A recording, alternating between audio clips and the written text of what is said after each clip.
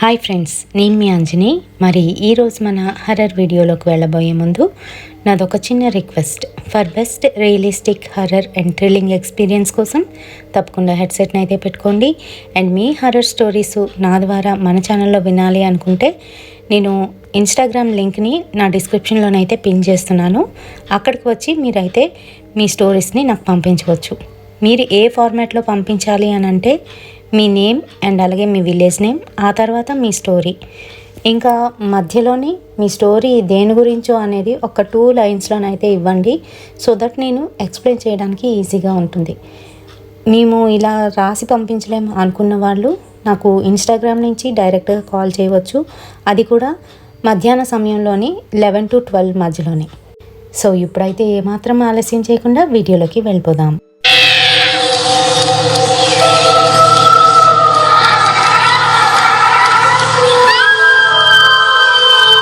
Hi అండి, నా పేరు రజని.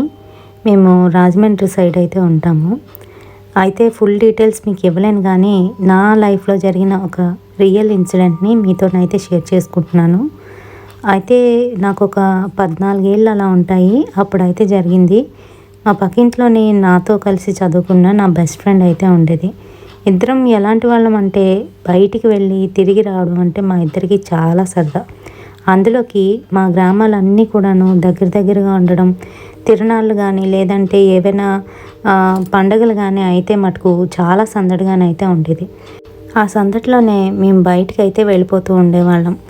బయటికి వెళ్ళి చక్కర్లు కొట్టి రావడం అంటే మాకు చాలా సరదా. పొద్దున్నే చక్కగా అమ్మ పెట్టిన పిండి వంటలు తినేసి ఇంకా బయటికి వెళ్ళి శుభ్రంగా తిరిగి మధ్యాహ్నం అయితే ఇంటికి వచ్చేవాళ్ళం. అలాగే చెరువులు గట్టున పొలాల గట్టున వెళ్ళడం అంటే మాకు చాలా సరదా. చెరువుల దాకా వెళ్ళి అక్కడైతే ఊరికనే ఉండకుండా అందులోకి వెళ్ళడం, లేదంటే చుట్టూ చూసుకొని ఎవరు లేరు అనుకుంటే ఈత కొట్టడం మాకు చాలా సరదా అండి.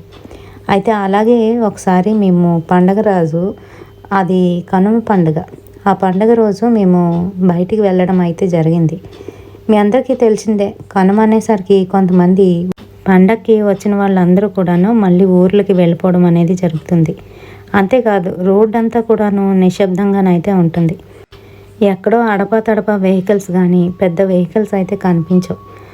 అలాగే ఆ రోజు బయటికి వచ్చి తిరుగుతున్నాం, కానీ మాకు బోర్ కొట్టేస్తుంది. ఎవరూ కనిపించట్లేదు. ఏంటే మరీ ఇలా ఉంది ఈరోజు అని అంటూ ఉంటే మా ఫ్రెండ్ గిరిజ ఇలా అంటుంది.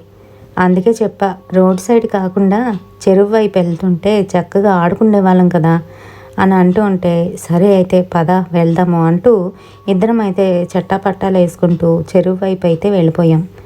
అక్కడ కూడా నిశ్శబ్దం, ఎవరూ లేరు. పైగా అది మిట్ట మధ్యాహ్నం అయితే అయిపోయింది. కరెక్ట్గా 12 అయితే అవుతుందేమో. ఇంక ఇంటికి వెళ్ళిపోకుండా ఆ చెరువు దగ్గరికి వెళ్ళి చక్కగాను కాళ్ళు తడుపుకుంటూ ఏవేవో మాట్లాడుకుంటున్నాం. ఆ చెరువు ఒడ్డున ఒక పెద్ద మర్రి చెట్టు, దాని కింద అయితే కూర్చోడానికి స్థలం ఉంటుంది. పెద్దవాళ్ళందరూ కూర్చొని అక్కడ పేకాట్లు ఆడుకోవడం, ఇంకా అలాగే పంచాయతీలు చేసుకోవడం, ఇలాంటివన్నీ కూడా చేస్తూ ఉండేవారు. కానీ ఆ రోజు పండుగ అవడంతో ఎవ్వరూనైతే అక్కడ లేరు. పిట్ట మనిషి లేడు, కానీ గాలి మటుకు తెగ వీస్తుంది. ఆగి పెద్ద గాలి అయితే వచ్చేస్తుంది. మాకు అర్థం కావట్లేదు, ఏంటి ఇక్కడ ఇప్పటి వరకు బాగానే ఉంది కదా, ఎండ మండిస్తూ ఉంటే ఈ గాలేంటి అని అనుకుంటున్నాం. ఈలోగా గిరిజ, ఏమే చెరువుకి అవతల గట్టు వైపు వెళ్దామా, అక్కడ తామర పువ్వులు ఉన్నాయి, కోసుకుందాం అని చెప్తుంది. నా కళ్ళు కూడా అక్కడ పడ్డాయి. వెంటనే ఇద్దరం కూడాను అక్కడికైతే నడుచుకుంటూ వెళ్ళిపోయాం. వెళ్ళి మెల్లగా లోపలికి దిగుతూ ఉంటే మేము ఎంత దిగుతున్నా కూడాను ఇంకా అవి మా చేతికి అయితే చిక్కట్లేదు. కొంచెం మెల్లగా లోనకి వెళ్ళి గట్టిగానైతే తుంచాం. మొత్తానికైతే వచ్చేసాయి. ఈలోగా గిరిజ అటుపక్క ఇంకా పెద్దవి ఉన్నాయని చెప్పి మరి కాస్త లోనకైతే వెళ్ళింది. అంతే, తన కాలుకి ఏదో చిక్కుకున్నట్టుగా అయ్యింది. తను బయటికి రావడానికి ప్రయత్నిస్తుంది, కానీ ఇంకొంచెం లోపలికైతే వెళ్ళిపోతుంది. అది చూసి నేను, ఏ గిరిజ, ఎందుకే అంత లోపలికి వెళ్తున్నావు, జారిపోయి పెట్టిపోతావు అని అంటే, నేను వెళ్ళట్లేదే, నన్ను ఎవరో లోపలికి లాగేస్తున్నట్టుగా అనిపిస్తుంది, నా కాళ్ళు ఎవరో పెట్టుకున్నారు అని అన్నది. నాకు గుండెలో రాయి పడిపోయింది. ఏంటిది మాట్లాడుతుంది అంటూ మెల్లగా దాని వైపు వెళ్తూ ఉంటే, నువ్వు ఇటు రాకు అని చెప్తుంది. ఏంటి రాకు, నువ్వు జారిపోయి అందులో పడిపోతే ఇంకేమైనా ఉందా అంటూ నా చెయ్యి పట్టుకో అని నా చెయ్యినైతే అందించాను. అది మటుకు మరొక చేత్తోని తామర పువ్వును పట్టుకొని వదలట్లేదు. అది రాకపోతే వదిలేవే, రా వెళ్దాం అని చెప్తూ లాగుతూ ఉంటే అది మటుకు అస్సలు రావట్లేదు. దాన్ని ఎవరో గట్టిగా పట్టుకొని అవతల నుంచి లాగితే ఎలా ఉంటుందో అలా అయితే అనిపిస్తుంది. నువ్వు ఇప్పుడు వస్తున్నావా రావట్లేదా, ఆ పువ్వును వదిలే అంటూ వదిలించి దాన్ని అయితే తీసుకొచ్చేసా. బయటకు వచ్చిన మేమిద్దరం కూడాను కాళ్ళ కాసి చూసుకునేసరికి బురద బురద అయితే అయిపోయింది. అక్కడే శుభ్రంగా కడిగేసుకొని చూసేసరికి గిరిజ కాలుకి ఏవో తీగలు చుట్టుకున్నట్టుగా అక్కడంతా కూడా నల్లగానైతే గీతల్లా పడిపోయింది. ఆ గీతల మీదే ఎవరో చేత్తో గట్టిగా పట్టుకున్నట్టయితే మచ్చలు పడ్డాయి. అది చూసి నేను ఎవరో ఉన్నట్టున్నారు, నీ కాళ్ళు చూసుకున్నావా అని అంటే దానికైతే అవేమీ పట్టింపే లేదు. పోతే పోయింది, చూడవే ఎంత మంచి మొగ్గలు తెంపగలిగామో, రేపటికి విడిచేస్తాయి ఇవి అని అంటుంది. నీ కాళ్ళకి చూడవే ముందు అని చెప్తూ ఉంటే చూసి ఏం పర్వాలేదులే, చిన్నదేదో గీరింది అందుకే ఇలా నల్లగా అయ్యింది అనుకుంటూ పెద్దగా పట్టించుకోకుండా దులుపుకొని పద పద ఇంకింటికి వెళ్దాం అంటూ ఆ మొగ్గలు పట్టుకొని ఇద్దరం అయితే ఇంటికి వెళ్ళిపోయాం. ఆ రోజు సాయంత్రం అది వస్తుందని నేను ఎదురు చూస్తున్నాను కానీ అది ఇంకా ఇంటికి రావట్లేదు. సరే నేనే వాళ్ళ ఇంటికి వెళ్దామని మా అమ్మని పర్మిషన్ తీసుకొని వాళ్ళ ఇంటికి అయితే వెళ్ళిపోయా. వెళ్ళి చూసేసరికి అక్కడ మంచం మీద అయితే పడుకొని ఉంది. అది కూడా బాగా మత్తులోనైతే ఉంది. నేను పిలుస్తుంటే లేవట్లేదు. దగ్గరికి వెళ్ళా.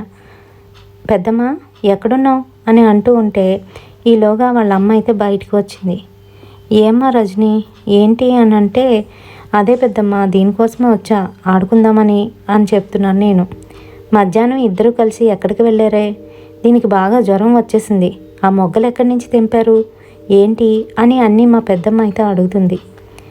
సారీ ఇంతకీ మీకు చెప్పలేదు కదూ, మా ఊర్లోని మేము అంకుల్ ఆంటీ అని పిలుచుకోమండి. ఇలా వరుసలు కలిపి పెద్దమ్మ పిన్నమ్మ అని పిలుచుకుంటాం, లేదంటే అత్తయ్య అని పిలుస్తాం. ఈలోగా మా పెద్దమ్మ చెప్పవే నీకే అడుగుతున్నాను, ఏమైంది ఎక్కడికి వెళ్ళారు అని అడుగుతూ ఉంటే ఇంకా నేనైతే ఉండబట్టలేక అదిగో పెద్దమ్మ మన ఊరు చివరన ఒక చెరువు ఉంటుంది కదా అక్కడికైతే వెళ్ళాం పెద్దమ్మ, సరదాగా కాసేపు కూర్చొని అనేసరికి మా పెద్దమ్మ భయంతో వణికిపోతూ అక్కడికి ఎందుకు వెళ్ళారే, మీకు పని పాట లేదా, ఇంట్లో తిని కూర్చోకుండా ఇలాంటి పనులన్నీ చేస్తారు, మా నెత్తి మీదకి ఇవన్నీ తీసుకువస్తారు, అందుకే దీనికి ఇలా అయ్యింది అంటూ ఏమండి ఏమండి అంటూ లోపల ఉన్న మా పెదనాన్న అయితే పిలుస్తుంది. వస్తున్నా ఏమైంది అని అంటే, ఇదిగో ఈ పిల్లలిద్దరూ ఏం చేశారో తెలుసా అంటూ జరిగిందంతా కూడా చెప్పింది. మా పెదనాన్న భయపడుతూ సరే సరే మన అయ్యవారిని అయితే తీసుకొస్తాను, ఆయన ఏం చెప్తా అది చేద్దాం అంటూ గబగబా చెప్పులు వేసుకొని బయటికి అయితే వెళ్ళిపోయారు. నాకేమీ అర్థం కావట్లేదు. పెద్దమ్మ పెద్దమ్మ అసలు ఏం జరిగింది, ఆ చెరువు దగ్గరికి ఎందుకు వెళ్ళకూడదు అంటూ పిచ్చి పిచ్చి ప్రశ్నలన్నీ అడుగుతున్నాను. పెద్దమ్మకి కోపం వచ్చి నువ్వు నోరు మూసుకొని ఇక్కడే కూర్చో, పండగ పూట ఇంట్లో కూర్చొని చక్కగాను ఏవో చిన్న చితక ఆటలు ఆడుకోకుండా బయటికి వెళ్ళి బలాదూరు తిరుగుతారు, ఉండు మీ అమ్మాలకి కూడా చెప్తా అంటూ బయటికి వచ్చి మా అమ్మాలని అయితే గట్టిగా కేకేసింది. మాది ఎదురుగుంటానే కొంచెం అటుపక్క అయితే ఉంటుంది. వెంటనే మా అమ్మ బయటికి వచ్చి ఏమైంది అక్క ఏమైంది అని అంటే, పని లేకపోతే ఒకసారి మా ఇంటికి వస్తావా లక్ష్మి అని పిలుస్తుంది. వెంటనే మా అమ్మ వస్తున్నానక్క అనుకుంటూ తన చేతిలో ఉన్న గరిటెని లోన పెట్టేసి కంగారుగా వస్తూ అక్కడ పడుకొని ఉన్న గిరిజను చూసి ఏమైంది వదిన ఏమైంది, పాపకేమైంది అని అడుగుతుంది. దానికి ఏమవడం కాదు, వీళ్ళిద్దరే ఏం చేశారో తెలుసా, మధ్యాహ్నం అదిగో మన ఊరు చివరన ఉన్న చెరువు ఉంది కదా అదేనే, అది చనిపోయింది కదా, ఆ చెరువు దగ్గరికి వెళ్ళి వచ్చారంట, మళ్ళీ పెద్ద ఘనకార్యం చేసినట్టు చెప్తున్నారు. ఇదిగో అక్కడి నుంచి ఏవో కలువ పువ్వులు కూడా తీసుకొచ్చారు. వీళ్ళు ఏమనుకోవాలో నాకేం అర్థం కావట్లేదు. తెల్లవారైతే చాలు ఇద్దరు తినేసి ఊరి మీద పడి బలాదూరులా తిరుగుతారు. ఆడపిల్లలు అనుకుంటున్నారా ఏంటి, వీళ్ళని కాయలేకపోతున్నాను. ఇదిగో దీనికి జ్వరం వచ్చేసింది, అక్కడి నుంచి వచ్చిన తర్వాత భోజనం కూడా చేయలేదు, మంచం ఎక్కేసి పడుకునే ఉంది. తీరా నేను లోపలికి వెళ్ళి చూసేసరికి ఒళ్ళంతా కాలిపోతుంది.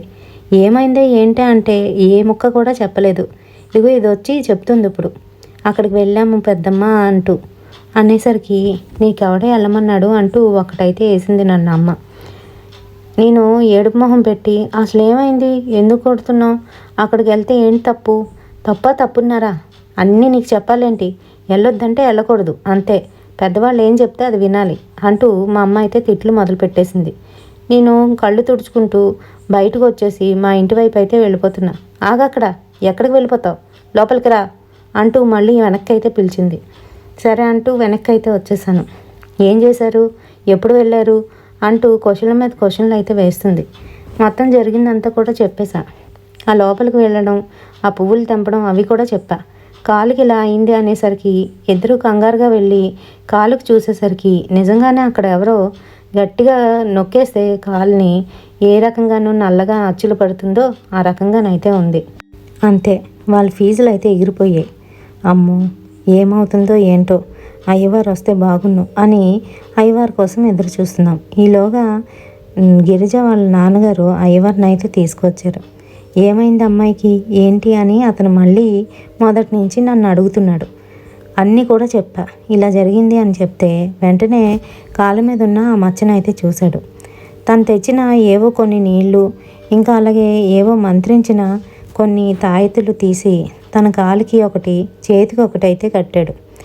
ఎందుకు రెండు కడుతున్నారు, ఒకటి సరిపోదా అని పిచ్చి ప్రశ్నలు అయితే వేస్తున్నాను. ఒకటి మీ ఫ్రెండ్కి, మరొకటి మీతో పాటు వచ్చిన దానికి అని చెప్తున్నాడు. నాకేమీ అర్థం కావట్లేదు. నన్ను దగ్గరికి పిలిచి నా నుదుటి మీద విభూతి రాసి ఏదో మంత్రించి నా చేతికి కూడా మరొక తాయెత్తునైతే కట్టాడు. అమ్మ, ఈ పిల్లల్ని 3 రోజుల వరకు గడప దాటనివ్వకండి, మీ ఇంట్లోనే ఉండనివ్వండి, ఎక్కడికి వెళ్ళనివ్వద్దు. ఏ మాత్రమైనా వాళ్ళు బయటికి వెళ్ళినట్లయితే అది ఏదో విధంగా వీళ్ళిద్దరిని లాక్కెళ్ళిపోతుంది. చాలా జాగ్రత్తగా ఉండాలి, మీకు తెలుసు కదా దాని గురించి అని చెప్తున్నాడు. తెలుసు స్వామి అంటూ అతనికి ఏదో డబ్బులు ఇవ్వబోతూ ఉంటే నాకేమీ వద్దు, పిల్లలకు తగ్గిపోతే అప్పుడు నేను అడిగింది ఇద్దరు అని చెప్తూ తనైతే వెళ్ళిపోయాడు. అంతే, మా అమ్మ నన్ను బరాబరా లాక్కుంటూ మా ఇంటికి అయితే తీసుకెళ్ళిపోయింది. ఇల్లు కదిలేవంటే తన్నేస్తాను అంటూ లోపలైతే వేసేసింది. నాకు ఏడుపు వచ్చేస్తుంది. అసలు దాంతో మాట్లాడకుండా తిరగకుండా నేను ఒక్కరోజు కూడా ఉండలేదు. అసలు సంక్రాంతి సెలవులు ఇచ్చిందే 10 రోజులు, అందులోని 5 రోజులు ఇట్టే గడిచిపోయాయి. ముందు 2 రోజుల్లోనూ పండగకి కావాల్సినవన్నీ కూడా తెచ్చుకున్నాం. ఆ తర్వాత పండగ అంటూ ఇంట్లో వాళ్ళు అవి ఇవి చేయమంటూ మమ్మల్ని అయితే కట్టుపడేశారు. ఆ తర్వాత రోజు ఆడుకుందాంలే అని బయటికి వెళ్తే ఇలా జరిగింది. మరి ఉన్న 4 రోజులు కూడాను ఇట్టే అయిపోతాయి, 3 రోజులు ఇంట్లో ఉంటే ఇంక మేమేం ఆడుకోవాలి అని ఆలోచిస్తున్నాను. నాకు దుఃఖం వచ్చేస్తుంది. ఈలోగా అయ్యగారు ఇచ్చిన ఏదో నిమ్మపండుని తీసుకువచ్చి నా తలగడి కింద అయితే పెట్టేసింది అమ్మ. అలాగే గిరిజకు కూడా వాళ్ళ అమ్మ అయితే పెట్టింది. మరి మమ్మల్ని ఇద్దరిని కూడా బయటికి వెళ్ళనివ్వకుండా ఇంట్లోనైతే హౌస్ అరెస్ట్ చేసేశారు. అయితే అలా ఒకరోజు ఇట్టే గడిచిపోయింది. నేను టీవీ చూసుకుంటూ ఇంకా ఏవో నోట్స్లు ఉంటే రాసుకుంటూ గడిపేశాను. గిరిజ ఎలా ఉందో ఏంటో అనుకుంటూ ఆలోచిస్తూ బయటికి వెళ్తే మళ్ళీ అమ్మ తిడుతుందని అక్కడే ఉండి ముందు రూమ్లోని కూర్చొని గిరిజాల ఇంటికి అయితే చూస్తున్నాను. అదైతే బయటికే కనిపించట్లేదు. ఏంటో అనుకుంటూ మళ్ళీ నా పని అయితే మొదలు పెట్టేశా. ఆ రోజు గడిచిపోయింది. మరి ఆ రోజు రాత్రి మేమందరం పడుకోవడానికి వెళ్తునేటప్పుడు అమ్మ ఇలా చెప్తుంది. బాత్రూమ్కి వచ్చిన మంచినీళ్ళు తాగాలన్నా ఎక్కడికి వెళ్ళాలన్నా కూడా నాకు లేపు, నేను లెగుస్తాను, మన ఇద్దరం కలిసే వెళ్దాం, కలిసే వద్దాం, ఒంటరిగా వెళ్ళకు అని చెప్తుంది. సరేనమ్మా అనుకుంటూ నేనైతే దేవుడికి దండం పెట్టుకొని పడుకుని పోయా. నాతో పాటు అమ్మ కూడా పడుకుంది. ఇంకా మధ్యరాత్రి అయ్యేసరికి ఎవరో నన్ను పిలుస్తున్నట్టు నాకైతే చెవుల్లోని గుసగుసలు ఆడుతున్నట్టు ఇలా అయితే అనిపిస్తుంది. నా పేరు పెట్టి రజనీ, రజనీ, లే లే, నా వైపు రా రా అని ఎవరో పిలుస్తున్నారు. పిలిచేసరికి నాకు తుళ్ళిపడి తెలివైతే వచ్చేసింది. లేచి చూస్తే పక్కన అమ్మ నేను అయితే ఉన్నా ఆ రూమ్లో. నాకు బాగా దాహం వేస్తుంది. అమ్మని లేపుదామంటే మళ్ళీ అమ్మ తిడుతుందేమో, అయినా లేపమంది కదా, లేపుదాంలే ఏం పోయింది అంటూ అమ్మనైతే 2-3 సార్లు లేపడానికి ప్రయత్నించా. కానీ గాఢ నిద్రలో ఉన్న అమ్మ లేవలేదు. నేను ఎంత పిలుస్తున్నా కూడా ఉలకట్లేదు, పలకట్లేదు. అయ్యో, అమ్మ నిద్రపోయినట్టుంది. ఇప్పుడు లేపినా కూడాను అమ్మ లేచేటట్టు లేదు. సరే నేనే వెళ్ళి మంచినీళ్ళు తాగేద్దాం, ఏముందిలే ఇంట్లోనే కదా అంటూ లేచి పక్కనే ఉన్న వంటగది వైపు అయితే వెళ్ళా. లైట్ వేసుకొని మంచినీళ్ళు తాగి మళ్ళీ లైట్ ఆపేసి గ్లాస్ అక్కడ పెట్టేసి మెల్లగానైతే వచ్చేస్తున్నా. ఈలోగా మా వీధి కిటికీలో నుంచి బయటన ఉన్న గిరిజ వాళ్ళ ఇల్లు అయితే కనిపిస్తుంది. గిరిజ లేచి మెల్లగా తలుపు తీసుకొని బయటికి అయితే వచ్చేసింది. గిరిజను చూసి నేను షాక్ తిన్నా. ఆ సమయంలో ఇది ఎక్కడికి వెళ్తుంది, బయటికి ఎందుకు వెళ్తుంది అనుకుంటూ కిటికీ వైపు వెళ్ళి దగ్గరికి వెళ్ళి చూసేసరికి నిజంగా అది గిరిజనే. బయటికి అలా నడుచుకుంటూ వెళ్ళిపోతుంది. కాళ్ళకి చెప్పులు కూడా లేవు. ఇదేంటి పిచ్చిది ఎక్కడికి వెళ్ళిపోతుంది అని చూస్తూ ఉంటే సడన్గా నా ముందొచ్చి నా కిటికీ ముందుకు వచ్చి నించొని అంటూ నవ్వింది. అంతే, దెబ్బకి జడిచిపోయి గట్టిగా గావుకేకైతే వేసేసాను. ఈలోగా పడుకున్న అమ్మ, నాన్న, మా అన్నయ్య అందరూ లేచి వచ్చేశారు. ఏమైంది అనుకుంటూ. ఏం లేదు, గిరిజ బయటకు వెళ్ళిపోతుంది చూశాను. చూసేసరికి వెంటనే మనం కిటికీ ముందుకు వచ్చి గట్టిగా నవ్వుతుంది, నాకు భయపెడుతుంది అని అంటుంది. ఈ టైంలో వాళ్ళ ఇంటికి అసలు నిన్నవడే చూడమన్నాడు, అయినా అది పడుకొని ఉంటుంది. ఈ సమయంలో గిరిజ ఎప్పుడైనా బయటికి వెళ్ళిందా? మీ ఫ్రెండే కదా, నీకు ఆ మాత్రం తెలీదా అని అమ్మ చెప్తుంది. పైగా నాన్న అమ్మ చెప్తున్న మాటలు ఏమీ పట్టించుకోకుండా వాళ్ళ ఇంటికి కాసే చూస్తున్నాడు. ఏమే, ఒకసారి వాళ్ళ ఇంటికి వెళ్ళి ఉందో లేదో కనుక్కొనిరా అని అంటున్నాడు. నీకేమైనా పిచ్చి పట్టిందా? ఈ సమయంలో వాళ్ళ ఇంటికి వెళ్తే ఏమైనా బాగుంటుందా అంటే, కాదే చూడు వాళ్ళ తలుపులు నిజంగానే తెరిచున్నాయి, బహుశా బయటికి వెళ్ళిపోయిందేమో ఈ పిల్ల అనుకుంటూ, సరే నేనే వెళ్తానంటూ బయటికి అయితే నాన్న వెళ్ళి గిరిజ వాళ్ళ తలుపుల మీద కొడుతున్నారు. ఏమండి ఏమండి అనేసరికి ఈలోగా గిరిజ వాళ్ళ నాన్న బయటికి వచ్చి, ఎవరండి అనుకుంటూ వస్తున్న ఆయన, మా ఇంటి తలుపులు ఎవరు తీశారు అని అటు ఇటు చూస్తున్నాడు. ఎవరైనా బయటికి వెళ్ళారండి అని నన్ను అడుగుతున్నాడు. అదేంటండి, మీ ఇంట్లో నుంచి ఇప్పుడే గిరిజ బయటికి వచ్చిందంట, మా అమ్మాయి కిటికీలో నేను చూసింది, అది గిరిజనా కాదా అని తెలుసుకోవడానికి వచ్చా. మీ పాప ఇంట్లోనే పడుకుందా అని అడిగితే, ఉండండి చూస్తా అంటూ లైట్ వేసి చూసేసరికి అక్కడ గిరిజ అయితే కనిపించట్లేదు. జ్వరంతో పడుకుంది, ఇదేం లెగుస్తుందిలే అని వదిలేశారు. అంతే, అది రాత్రప్పుడు మెల్లగా లేచి తలుపు తీసుకొని ఏదో ట్రాన్స్లో ఉన్నట్టు నడుచుకుంటూ వెళ్ళిపోయింది. ఇంకా నాన్న పెదనాన్న ఇద్దరు కూడాను కంగారు పడుతూ, పదండి ఎదుగుదాం ఎక్కడికి వెళ్ళిపోయిందో అంటూ పరిగెడుతున్నారు. ఏమైంది అని మా అమ్మాయి అడుగుతూ ఉంటే, గిరిజ కనిపించట్లేదే, బయటికి వెళ్ళిపోయిందంట, వెతికేసి వస్తా, నువ్వు తలుపులు వేసుకో, పిల్లలు జాగ్రత్త అని చెప్పి మా నాన్న వాళ్ళ నాన్న వెనకైతే వెళ్తున్నారు. అయితే మీకు ముందే చెప్పాను కదండి, మాదొక చిన్న పల్లెటూరు వాతావరణం మీ అందరికీ తెలిసిందే. పైగా అప్పట్లోని అసలు రోడ్లు కూడా సరిగ్గా లేకుండాను అడ్డదిడ్డంగానైతే ఉండేవి. ఇల్లులు కూడా అలాగని కట్టేశారు. అయితే ఎత్తుక్కుంటూ ఇద్దరు కూడాను అన్ని వీధులు కూడా తిరిగేశారు, కానీ ఎక్కడా దీని ఆచూకీ అయితే దొరకలేదు. అయితే మీకు ముందే చెప్పాను కదండి, మాదొక పచ్చి పల్లెటూరు. అప్పట్లోని ఇంకాను రోడ్లు కూడా సరిగ్గానైతే ఉండేవి కాదు. ఇటు అటు ఇళ్ళలు అడ్డదిడ్డంగానైతే కట్టేసి ఉండేవి. మరి ఊర్లో నుంచి బయటికి ఎవరు వెళ్ళాలన్నా, ఊర్లోపలికి రావాలన్నా ఒక్కటే దారి. మరి ఆ దారి గుంటా వెళ్తే ఇంకొంచెం దూరంలోని మా శ్మశానం అయితే ఉంటుంది.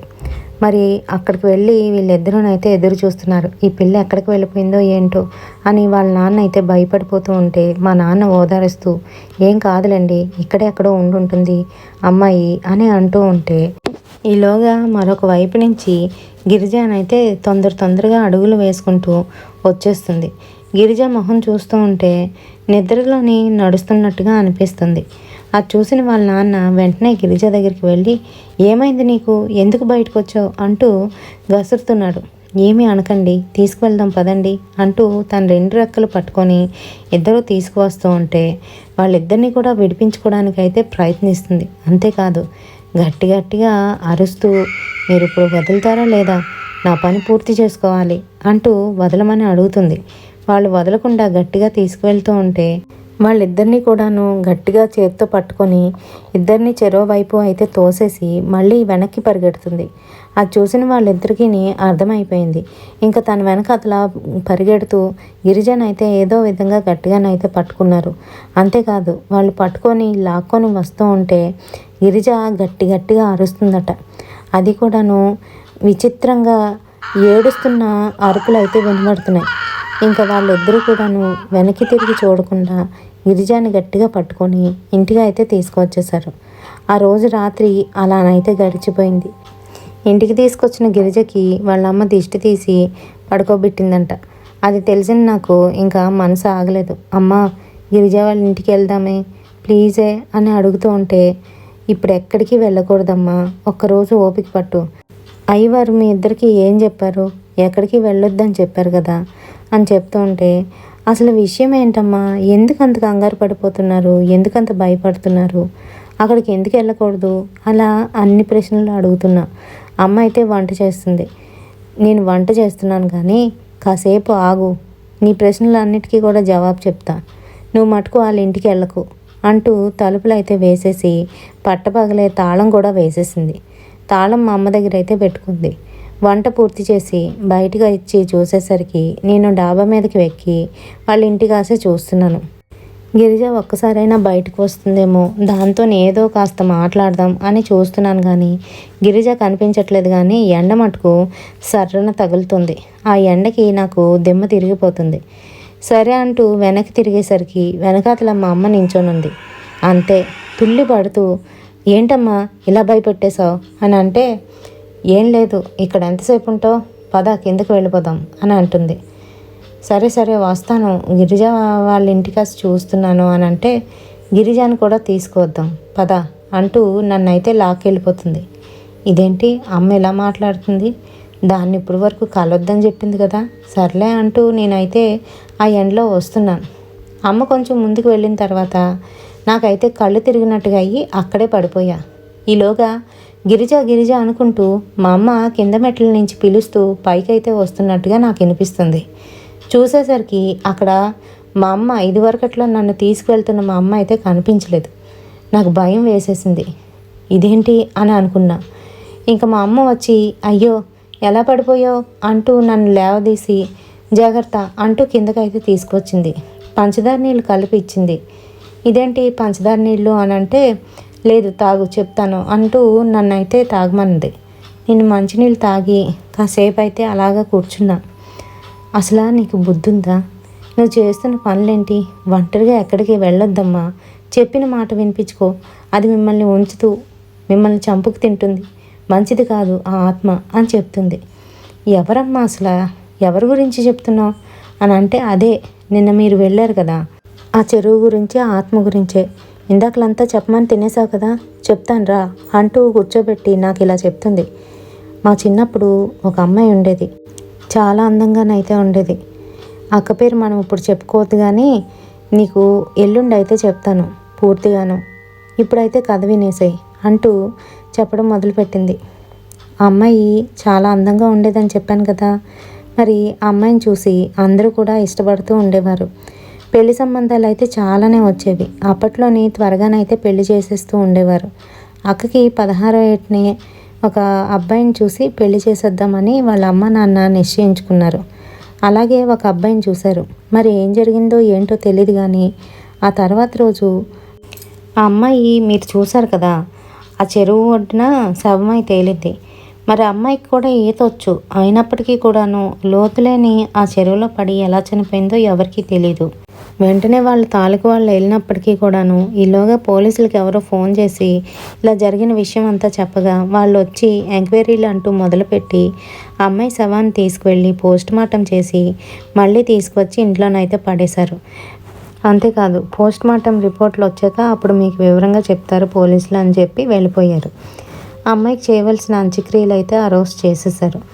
ఆ తర్వాత పోస్ట్ మార్టం రిపోర్ట్లో ఏం తేలింది అని అంటే, ఆ అమ్మాయిని ఎవరో కావాలనే నీటిలో ముంచి చంపేశారు అని తేలింది. అంతేకాదు ఆ అమ్మాయిని చంపబోయే ముందు అతి దారుణంగాను హింసించి బలాత్కరించి చంపేశారని తేలింది. అంతే, ఇంకా వాళ్ళ అమ్మ నాన్న బోరున ఏడడం మొదలుపెట్టారు. ఆ అమ్మాయి చనిపోయిన 3వ రోజుకి వాళ్ళ అమ్మ ఊరేసుకొని ఆవిడ కూడా చనిపోయింది. అంతే, అతను ఒంటరివాడు అయిపోయాడు. వాళ్ళకున్న ఏకైక వారసురాలు అమ్మాయి ఒక్కరిదయ్యే. ఆ అమ్మాయి తర్వాత 2 బాబులు పుట్టి చనిపోయారు. మరి అమ్మాయిని ఎంతో అల్లారుముద్దుగానైతే వీళ్ళు చూసుకునేవారు. అలాంటి పెళ్ళిడికి వచ్చేసరికి ఇలా దారుణంగాను ఎవరి చేతిలో హతమవడం అనేది వాళ్ళకి ఎంతో బాధను కలిగించింది. అంతేకాదు వాళ్ళ అమ్మ చనిపోయిన మరి కొన్నాళ్ళకి, అంటే సంవత్సరం దాటకముందే ఆయన కూడా చనిపోయాడు. మరి హెల్త్ ఇష్యూస్ వల్లనే చనిపోయాడని కొంతమంది అంటే, కొంతమంది ఏమో వాళ్ళ ఆవిడే దెయ్యమై అతన్ని చంపేసిందని కొంతమంది అంటే, మరికొంతమంది లేదు లేదు ఆ పిల్లని మేము ఆ ఊరి చివరున్న చెరువు దగ్గర ఎప్పుడు చూస్తున్నాము, ఆ పిల్లే చంపేసి ఉంటుందని మరికొంతమంది ఇలా రకరకాలుగా చెప్పుకుంటున్నారు.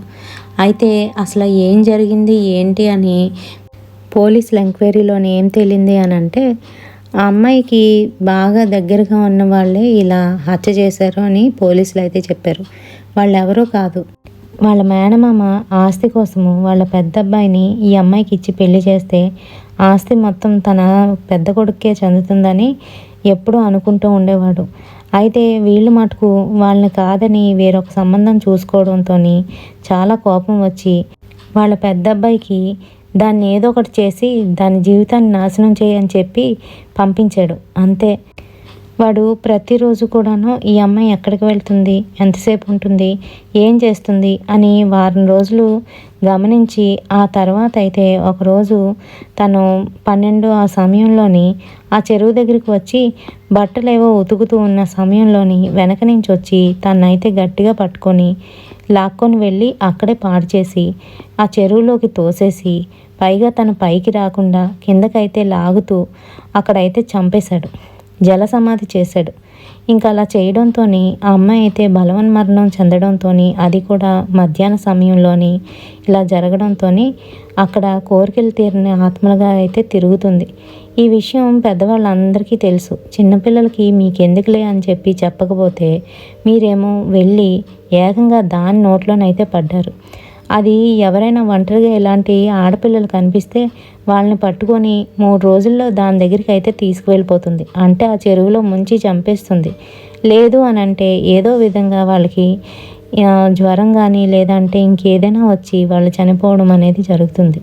అందుకే అక్కడికి వెళ్ళొద్దని చెప్పేది అని చెప్తూ, ఇంక ఇప్పుడు అర్థమైంది కదా, రాత్రిపూట కదలాలి అని అంటే నన్ను లేపు, అంతేగాని నువ్వు ఒక్కదానివే వెళ్ళిపోకు. నిన్న చూసావు కదా ఏ విధంగా అది నిన్ను భయపెట్టిందో అని అంటే, డాబా మీద జరిగిన విషయం కూడా నేను అమ్మతో చెప్పేశాను.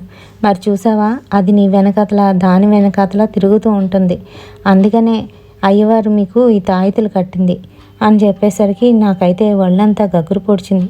నిజంగా ఈ కాలంలో కూడా ఇలాంటివి ఉంటాయా? అయినా కూడా ఆ అమ్మాయికి శాంతి విముక్తి కలగదా అని అమ్మతోని మళ్ళీ ప్రశ్నలు అయితే వేస్తున్నాను. వాళ్ళ నాన్న అంత్యక్రియలు అవి సమంగా చేస్తే బాగున్ను. వాళ్ళ నాన్న కూడాను వాళ్ళ అమ్మ చనిపోవడంతో దిగాలుగానైతే అయిపోయి ఇద్దరికి అంత్యక్రియలు సరిగ్గా చేయలేకపోవడం వల్ల ఆ ఇల్లు అలా పాడుపడిపోయింది. అంతేకాకుండా ఆ చెరువు దగ్గరికి ఎవరు వెళ్ళడం కూడా మానేశాం.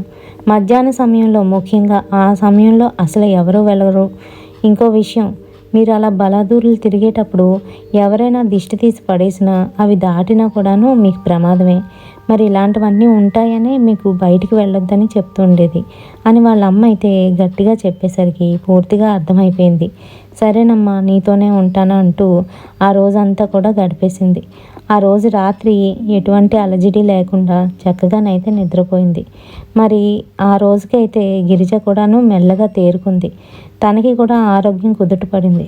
ఆ తర్వాత రోజు కూడాను అదే విధంగా మేమిద్దరం కూడా ఎక్కడికి వెళ్ళకుండా ఇంట్లోనైతే గడిపేశాం. ఇంకా అదే ఆఖరి రోజు రాత్రి. ఆ రోజు గడిస్తే చాలు మా గండం గట్టెక్కిపోతుంది అని చెప్తూ ఆ రోజైతే నేను వెంటనే పడుకుని పోయాను. ఈలోగా మా అమ్మ పనంతా కూడా పూర్తి చేసుకొని వచ్చి నా పక్కన అయితే పడుకుంది. నేను అమ్మ వచ్చి పడుకుంది కదా అని చెప్పి అమ్మ వైపు తిరిగి చేతినైతే పట్టుకున్నా. చెయ్యి చల్లగా తగిలింది. అమ్మ అంట్లతో వచ్చింది కదా అందుకే చల్లగా ఉండుంటుందిలే అంటూ మరి కాస్త గట్టిగానైతే చేతులు వేళ్ల మధ్యలో నుంచి పట్టుకుంటూ గట్టిగా పట్టుకొని దగ్గరికి అయితే లాక్కున్నా. అంతే, అమ్మకున్న గోర్లు నా చేతికి గట్టిగా గుచ్చుకుంటున్నాయి. ఏంటి అమ్మ గోర్లు ఇంత గట్టిగా గుచ్చుకుంటున్నాయి అని వదిలించుకోవడానికి చూస్తుంటే వదలట్లేదు. మా అమ్మ నా చేతిని ఇంకా గట్టిగానైతే పట్టేసుకుంది. నేను అసలు అమ్మ చేతుల నుంచి నా చేతిని విడిపించుకోవడానికి ఎంత ప్రయత్నిస్తున్నా అమ్మ అయితే వదలట్లేదు. అప్పుడు నేను గట్టిగా కళ్ళు తెరిచి చూసేసరికి నా కళ్ళ ముందు వికృతమైన ఆకారంతో ఒక అమ్మాయి అయితే పడుకొని ఉంది. అంతేకాదు నా కళ్ళల్లో కళ్ళు పెట్టి చూసేసరికి అమ్మాయి కళ్ళు అంతా నలుపుగా అయితే కనిపిస్తున్నాయి. ఆ కళ్ళల్లో ఎక్కడ కూడాను తెల్లటి కనుగుడ్డ అయితే కనిపించలేదు. నాకు భయంతో పాటును 1, 2 కూడా అక్కడే అయిపోతాయేమో అనిపించింది. అంతే గట్టిగానైతే అరవడం మొదలుపెట్టా, అమ్మ అమ్మ అంటూ. ఈలోగా అమ్మ వంటగదిలో నుంచి వచ్చేలోపు అది ఎంత గట్టిగా అరిచిందని అంటే అది ఏడుపో తెలీదు, ఇంకా అరుపో తెలీదు. ఆ రకంగా అరిచేసరికి నా చెవులు గియ్యమంటూ శబ్దం చేయడం మొదలెట్టాయి. అంతే మా అమ్మ పరుగు పరుగున లోపలికి వచ్చి ఏమైంది ఏమైంది రజని అని అంటే, అమ్మ ఇక్కడ ఎవరో ఉన్నారు నువ్వు అనుకొని గట్టిగా పట్టుకున్నా అని ఏడుపు మొదలుపెట్టేశా. భయపడిపోతూ వణుకుతూ ఉంటే మా అమ్మ నన్ను గట్టిగా పట్టుకొని ఏం లేదు కంగారు పడుకు ఏం లేదు అంటూ గట్టిగా పట్టుకుంది. అంతేకాదు ఈ ఒక్కరోజు గడిస్తే చాలులే అమ్మ, ఇంకేం కాదులే, మీకేం భయం లేదు అని నాకైతే ఓదారుస్తుంది. నేను ఇంకా అమ్మ నువ్వు నా పక్కనే ఉండమ్మా ప్లీజ్ ప్లీజ్ అంటూ ఉంటే అమ్మ తన పని పూర్తి చేసుకొని వేగంగా వచ్చి నా పక్కన అయితే వచ్చి పడుకుని పోయింది. కంగారు పడకమ్మా నేనున్నాను కదా అంటూ. మధ్యరాత్రిలోని 1:30 అలా అవుతుంది. ఆ సమయంలోని నాకైతే బాగా దాహం వేసేస్తుంది. అమ్మ అమ్మ అంటూ అమ్మని లేపుతూ ఉంటే, ఏమ్మా ఏంటి అని అంటే, కొంచెం మంచినీళ్ళు కావాలమ్మా అని చెప్పా. సరే అంటూ అమ్మ అయితే లేచి ఆ నిద్దటి మత్తులోనే మంచినీళ్ళు తీసుకురావడానికి వెళ్ళిపోయింది. అయితే నేను లేచి కూర్చుండేసరికి మా ఎదురుగుంటానైతే మిర్రర్ అయితే కనిపిస్తూ ఉంటుంది. ఆ మిర్రర్లో చూసుకోవడం నాకు బాగా అలవాటు.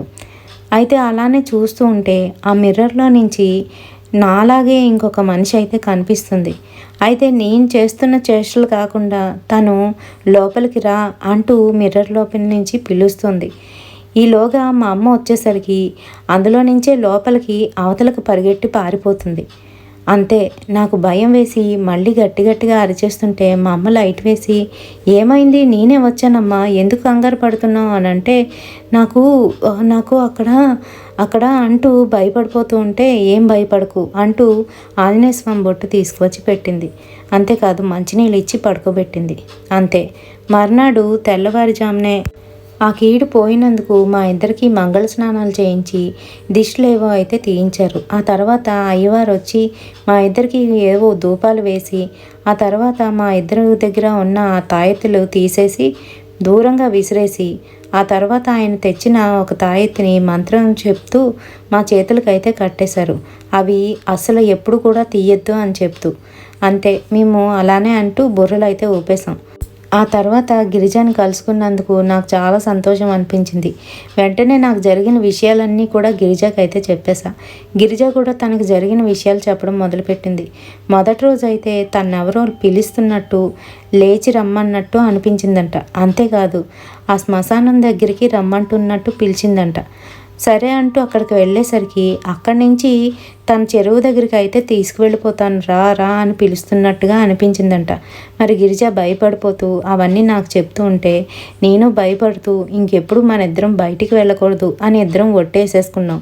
ఆ తర్వాత మేము మా చదువులు అయితే పూర్తి చేసుకొని హయ్యర్ స్టడీస్కి బయటికి అయితే వెళ్ళాము. ఆ తర్వాత మా పెళ్ళిళ్ళు కూడా జరిగిపోయాయి. అయినప్పటికీ కూడా ఇప్పటికీ మాకు ఆ చెరువు దగ్గరికి వెళ్ళాలంటే చాలా భయం.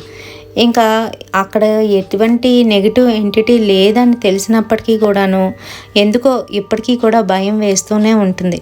పండగలు వస్తే అది వాళ్ళ అమ్మగారింటికి నేను మా అమ్మగారింటికి వెళ్తున్నప్పుడు తప్పనిసరిగా కలుసుకుంటాం. కానీ ఎక్కడికి తిరిగినా అక్కడికి మటుకు వెళ్ళడం అయితే మానేసామండి. మరి ఇది నా లైఫ్లో జరిగిన రియల్ ఇన్సిడెంట్. ఎలా ఉంది? నచ్చిందా? నచ్చితే తప్పకుండా ఒక లైక్ అయితే వేయండి. రేపటి సరికొత్త హర్రర్ ఇన్సిడెంట్తోని మళ్ళీ మీ ముందుకు వచ్చేస్తాను. Until then bye.